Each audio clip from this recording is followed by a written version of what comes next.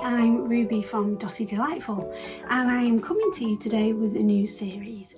It's little short videos to help you on your journey as a creative and an artist. And today we are talking about 5 things that nobody tells you before you start your art career. Number 1, your art isn't for everybody. And that's okay. You don't have to suit an algorithm or a certain type of people or make a certain kind of art to fit in a gallery. You can produce whatever you want because there are 8 billion people in the world, and one of those people or more are going to love what you create. So create from the heart, not from the art book. Number 2, inspiration is seasonal. You don't have to force it. Sometimes you have quiet periods where there's no ideas, and it's called creative blocks, and this is okay. In these times, I think it's really important that you do something else. So don't sit here with a blank page thinking, oh, I wish I could do this, I wish I could do that, because that's not coming from a place of inspiration, that's coming from a place of desperation, and there's very different energy when you're creating art. So at times like this, I take myself off. I go to the beach, I go into the woods, I do other things. I might be creative in other ways. I might decorate a room in the house or bake some cakes. I might do some gardening. Anything else that's not about my actual artwork, because what will happen is, hopefully, after a period of time of doing other things and going to other places, that's another good tip. Go to somewhere you've never been before, whether that's a museum, or if you go to an art gallery, or to a different city. Even if you don't drive, just get on the bus and go somewhere random and just walk around and look and observe to see what you can see, because I guarantee there'll be little things that will spark an interest, and then suddenly you'll be like, oh, I've got an idea for a painting, or I've got an idea for a zine. I can go and do that, and it will really spark some kind of wonderful ideas. So don't worry, it's normal. We all go through that. Number 3, you can be whimsical and silly and fun and also business minded. You don't have to be one or the other. I mean, look at me. I'm pretty bonkers, and I've been self-employed for over 20 years. I have had periods where it's not been going so well, and I've had periods where it's gone really well. But during that time, I've never actually lost the spark or essence of who I am, because I truly believe, just like when you're doing your paintings, there are people out there that actually really like you, and that's okay. You can be full you. In fact, the more full you are, the more you will attract the right kind of people towards you. So on that note though, it's no good just being like, oh, I'm just going to paint all day, I'm just going to frolic around in the fields and not actually do any kind of business stuff. If you want to make money and you want this to be your job, because you do need a balance of both. Now, some people are really business minded and not creative, and some people are really creative and not business minded. The thing is, if you are creative and you want this to be your job, you have to start acting business minded. There are so many things on YouTube that you can learn from for free. There's tons of stuff. You don't have to pay for courses, you don't have to pay for anything. Just start learning different parts of the business.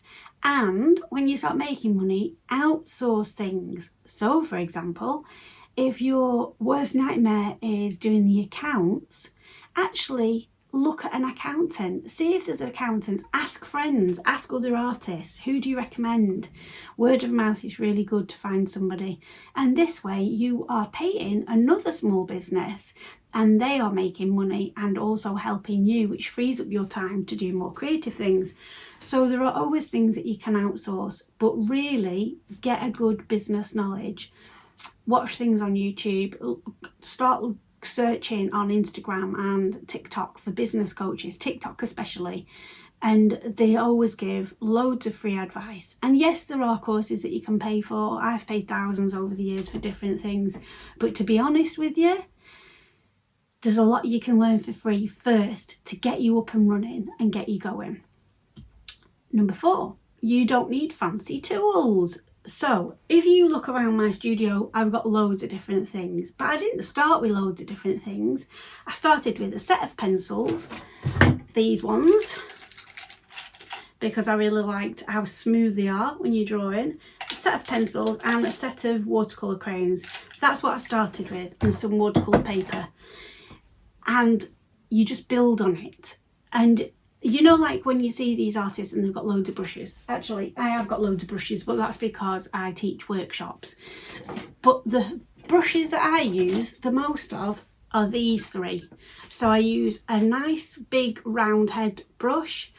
I use this nice square flat brush for lines, and then a thin brush for doing intricate work.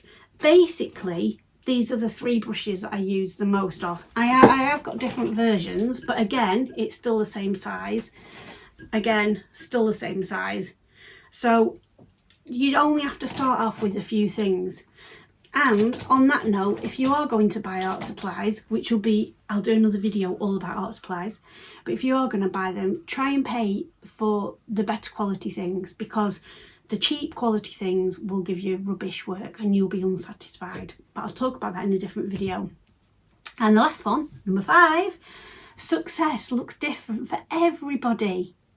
So what is success? Is it having loads of money in the bank? Is it being self-sufficient? Is it having freedom? Is it having time to do the things that you love? Success is different for everybody. I'm not somebody that wants a massive mansion and wants billions of pounds. I mean, I'm not saying no to billions of pounds if there's a billionaire out there and you want to share some. But what I would love, I think my definition of success would be when we own our forever home. When I've got a forever home, a little detached, it could be a cottage, it could be a log cabin, whatever it is, surrounded by nature. When I can get that, I will feel like I've hit the pinnacle of success. When my partner doesn't have to go to work for somebody else and he can be a full-time photographer, that will be his pinnacle of success. So success looks different for everybody. Do not judge your success on somebody else's. And this is a bonus one, so not 5 but 6. Don't look at somebody else's end or middle when you're at the beginning. It's so easy.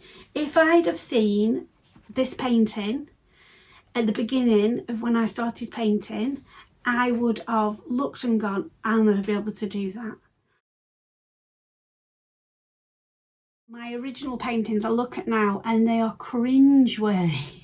But I had to start somewhere. We all have to start somewhere, so do not judge yourself or compare yourself to somebody else's middle or ending if you are just beginning. I hope these tips were very helpful to you. Let me know in the comments which one you liked the best, and if you've got any questions, feel free to ask them.